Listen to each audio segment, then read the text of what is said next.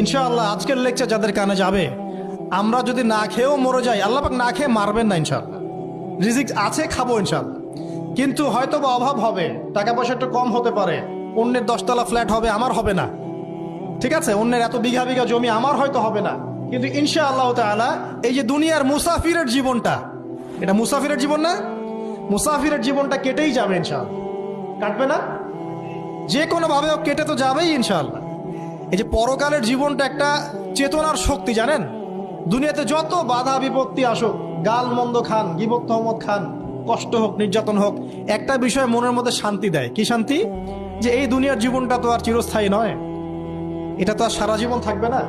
ইনশাআল্লাহ এই অবস্থা আস্তে আস্তে পরিবর্তন হয়ে যাবে। ফাইন্না মাআল উসরি ইউসরা, পরকালে ইনশাআল্লাহ পাবো। দুনিয়াতে না পেলে কি হয়েছে, পরকালে পাবো ইনশাআল্লাহ। যুবক ভাই, এসব জেনা ছেড়ে দেন, আল্লাহ রাব্বুল আলামিন আপনার জন্য হুর রেখেছেন জান্নাত, ইনশাআল্লাহ পাবেন ইনশাআল্লাহ। এটা ছেড়ে দেন, সুদ ছেড়ে দেন, আল্লাহ পাক আপনার জন্য হাউজে কাউসার রাখছে ইনশাআল্লাহ, ঠিক আছে?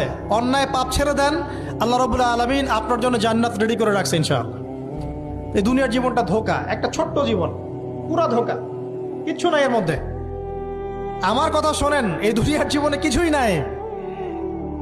চারপাশে অনেক কিছু মনে হবে, আপনার বাড়ি আছে, গাড়ি আছে, স্ট্যাটাস আছে, টাকা